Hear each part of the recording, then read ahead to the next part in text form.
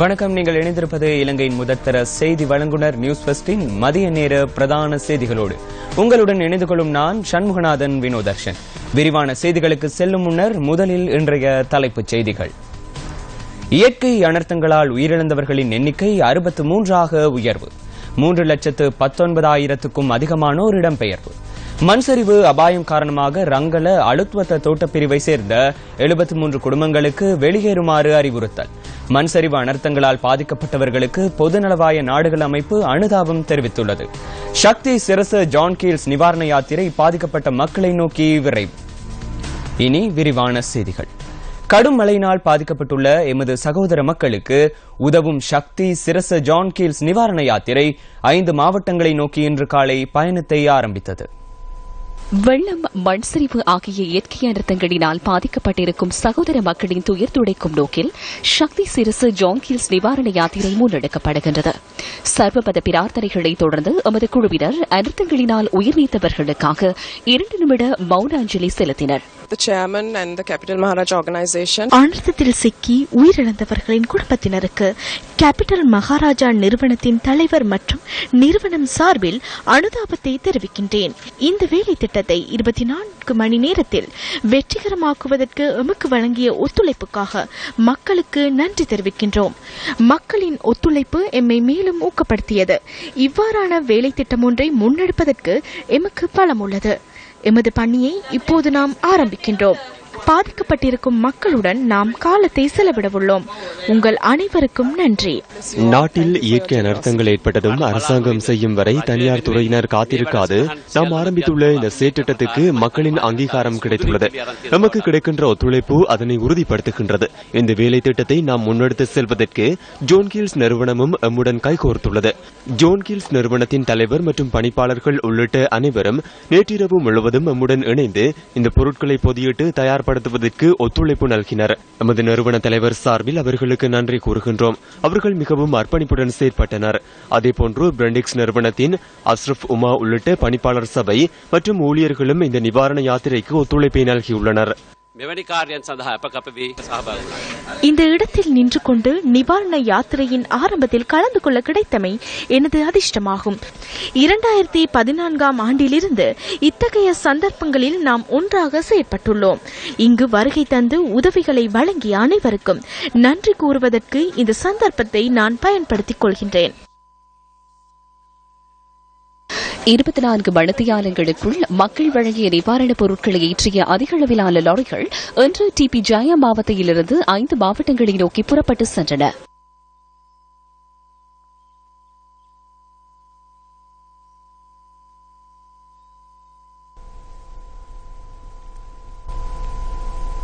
கடும் மழையால் ஏற்பட்ட அனர்த்தங்களால் பாதிக்கப்பட்டிருக்கும் எமது உறவுகளை தேடி நிவாரணம் கொண்டு செல்லும் சக்தி சிரச ஜான் கீல்ஸ் நிவாரண யாத்திரை சில பகுதிகளில் நிவாரணப் பொருட்களை விநியோகித்து வருகின்றன. கல்னிகங்கை பெருக்கெடுத்தமையால் பாதிக்கப்பட்டிருக்கும் கொழும்பு மாவட்ட மக்களை தேடிச் சென்ற குழுவினர் கொலன்னாவை பகுதி மக்களுக்கு நிவாரணப் பொருட்களை பகிர்ந்தளித்தனர்.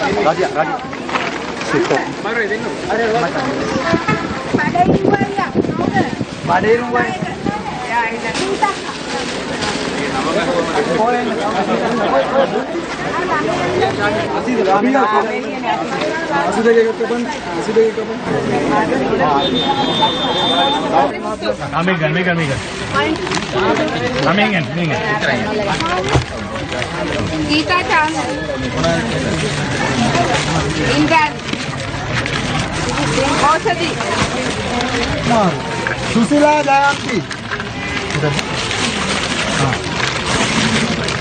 सीडी जोसेफ गंगा प्रसादिनी प्रसन्न पेलेरा 로한 그러면은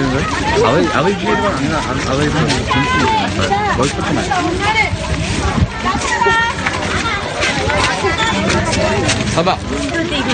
이거 먼저 보라. 안 벌써. இதேவேளை கிளிநொச்சி, கேகாலை, கம்பஹா மற்றும் புத்தளம் ஆகிய பகுதிகளை நோக்கி மேலும் 4 குழுக்கள் பயணித்துக் கொண்டிருக்கின்றன. கிளிநொச்சி நோக்கி செல்லும் குழுவிலிருந்து எமது அலுவலக செய்தியாளர் ராஜேந்திரன் கோகுல்நாத் மேலதிக தகவல்களோடு இணைந்து கொள்கிறார். மிக மிக கடினமானது. ஆனால் அதைவிட மக்கள் எங்கள் மீது வைத்த நம்பிக்கை வலுவானது, அதிக வலுவானது. அதிக வலு கொண்ட மக்களின் நம்பிக்கையால் கடினங்களை தவிர முடியாது. கிளிநொச்சி மாவட்டத்திலே அனர்த்த நிலைமையினால் பாதிக்கப்பட்ட மக்களுடைய கரங்களிலே தெற்கினுடைய நம்பிக்கையை சேர்த்து இருக்கிறோம். இந்த பயணத்தில் என்னுடன் கணேஷ், சிந்துஜன், யோகராஜ், ரவிகரம்பு, சுதிக்க, ஃப்ளாரின் என்று பலரும் இணைந்திருக்கிறார்கள். வெறுமனே இது ஒரு குழு என்று சொல்லுவதை விட தெற்கு மக்களினுடைய ஏகோபித்த நம்பிக்கையினுடைய வெளிப்பாடு சக்தி சிறந்த நிவாரண யாத்திரை. இந்த நிவாரண யாத்திரையின் மூலம் கிளிநொச்சி மாவட்டத்திலே அனர்த்தத்தினால் பாதிக்கப்பட்ட மக்கள் இருக்கக்கூடிய ஒவ்வொரு இடங்களுக்கும் சென்று ஒருவேளை உணவு கூட உண்ண முடியாத நிலையில் இருக்கக்கூடிய மக்களுக்கு நிவாரண பொருட்களை தெற்கினுடைய நம்பிக்கை கரம் சேர்க்க இருக்கிறோம் என்று உறுதி கூறுகிறோம். நியூஸ் செய்திகளுக்காக சிலாபத்திலிருந்து ராஜேந்திரன் கூறுகிறார். இன்றும் நாட்டின் பல்வேறு பகுதிகளுக்கு 100 தொடக்கம் 150 மில்லிமீட்டர் வரையான அதிக மழை வீழ்ச்சி பதிவாகக்கூடும் என வளிமண்டலவியல் திணைக்களம் தெரிவித்துள்ளது. மழையுடனான வானிலை எதிர்வரும் ஞாயிற்றுக்கிழமை வரை நீடிக்கும் என திணைக்களம் அறிவித்துள்ளது.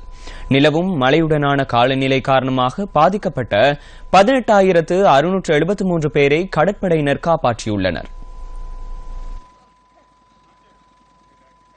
20,000 பேருக்கு சமைத்த உணவு விநியோகிக்கப்பட்டதாக கடற்படை ஊடக பேச்சாளர் கேப்டன் அக்ரம் அலவி தெரிவித்தார். கழனிகங்கை பெருக்கெடுத்தமையினால் பாதிக்கப்பட்ட மக்களை மீட்கும் பணிகளை தொடர்ந்தும் கடற்படையினர் முன்னெடுத்து வருவதாக அவர் மேலும் தெரிவித்தார்.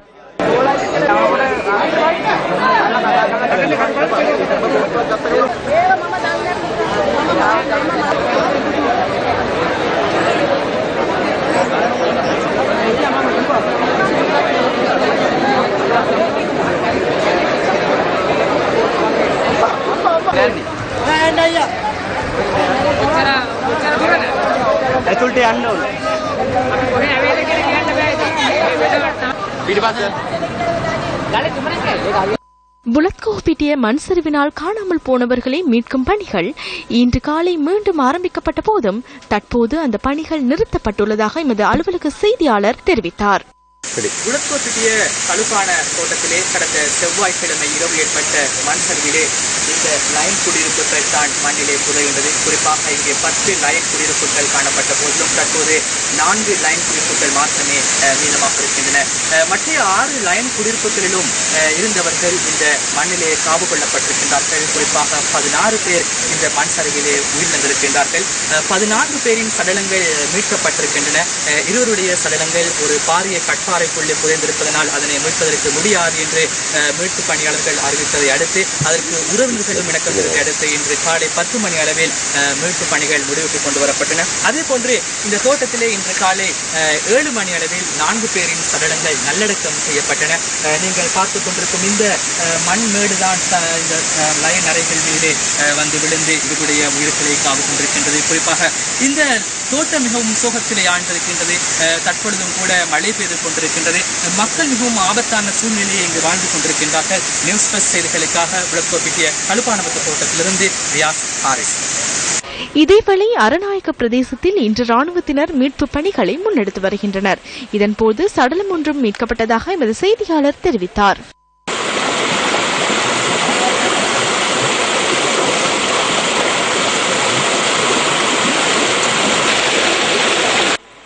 தற்போது நிலவுகின்ற மழையுடனான வானிலை காரணமாக மீட்பு பணிகள் தற்காலிகமாக நிறுத்தப்பட்டுள்ளன. இதேவேளை விமானப்படையினர் இன்று காலை விமானங்கள் மூலம் களனிமுள்ள மட்டக்குழி ஆகிய பகுதிகளை கண்காணித்தனர். இன்று காலை முதல் இந்த பணிகள் தொடர்ந்து முன்னெடுக்கப்பட்டு வருவதாக விமானப்படை ஊடக பேச்சாளர் கேப்டன் சந்திம அல்வீஸ் தெரிவித்தார். இந்த நடவடிக்கைகளுடன் விமானப்படை தளபதி நேரடியாக தொடர்புபட்டுள்ளதாகவும் விமானப்படை பேச்சாளர் தெரிவித்தார். இடம்பெயர்ந்த மக்களுக்கு உணவு வகைகளை விநியோகிப்பதற்காக 3 ஹெலிகாப்டர்கள் பயன்படுத்தப்பட்டன. அதிக மழை காரணமாக 11 நீர்த்தேக்கங்களில் வான்கதவுகள் திறக்கப்பட்டுள்ளதாக நீர்ப்பாசன திணைக்களம் தெரிவித்துள்ளது. லுணுகம்வெலஹேர நீர்த்தேக்கமும் வான்பாயும் நிலையில் உள்ளதாக திணைக்களத்தின் நீர் முகாமைத்துவ மற்றும் பயிற்சி பணிப்பாளர் எஸ் மோகனராஜா கூறினார். இன்றைய வானிலை தொடர்பிலான தகவல்களை அறிவதற்காக வானிலை அதிகாரி முகமது ஷாலிஹினுடன் தொடர்பினை ஏற்படுத்தியுள்ளோம். ரொவானோ சூறாவளியானது வங்காள விரிகுடாவில் காங்கேசன் துறைக்கு வடக்கே 900 கிலோமீட்டர் தொலைவில் நிலை கொண்டுள்ளது. இது மேலும் நாட்டை விட்டு அப்பால் நகர்ந்து செல்கின்றது. தாளமுக்க பிரதேசத்தை நோக்கி காற்று ஈர்க்கப்படுவதன் காரணமாக நாட்டிலும் நாட்டை சூழவுள்ள கடல் பிராந்தியங்களிலும் தொடர்ந்தும் பலத்த காற்று வீசக்கூடும். நாட்டின் தென்மேற்கு பிராந்தியங்களில் சடுதியாக மழை பெய்யக்கூடிய வாய்ப்பு அதிக அளவில் காணப்படுகின்றது.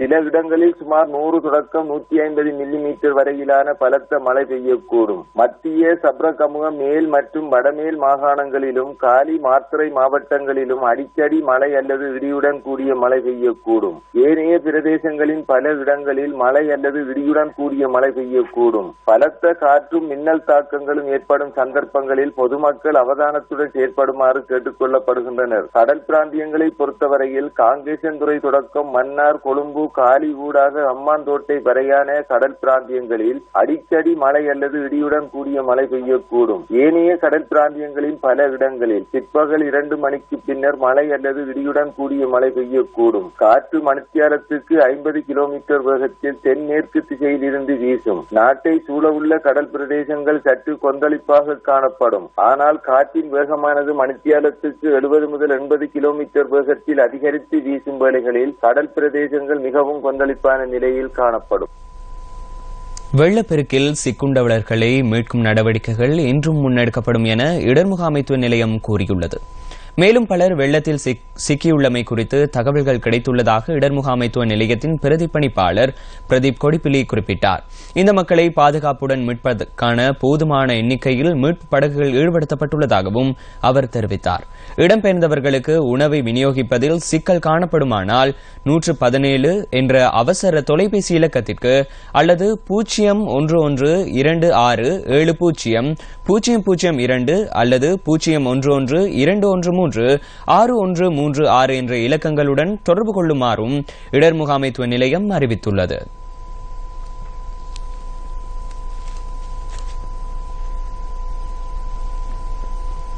வெசாக் பண்டிகையை முன்னிட்டு ஏற்பாடு செய்யப்பட்டுள்ள சிரச ஜான்கீல்ஸ் வெசாக் வலயத்திற்கு புனித சின்னங்களை கொண்டுவரும் ஊர்வலம் 4வது நாளாகவும் இன்று இடம்பெறுகின்றது.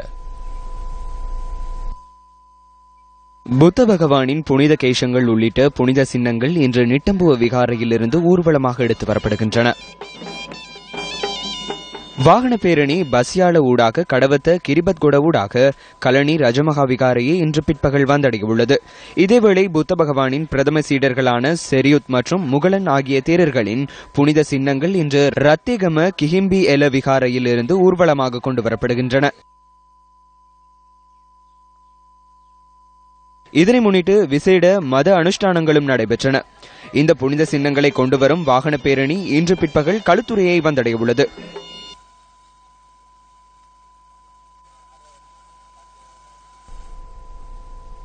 அந்த தகவலோடு நியூஸ் ஃபர்ஸ்டின் மதிய நேர பிரதான செய்தி அறிக்கை நிறைவடைகின்றது. தொடர்ந்தும் சக்தி டிவியின் நிகழ்ச்சிகளோடு இணைந்திருங்கள். வணக்கம்.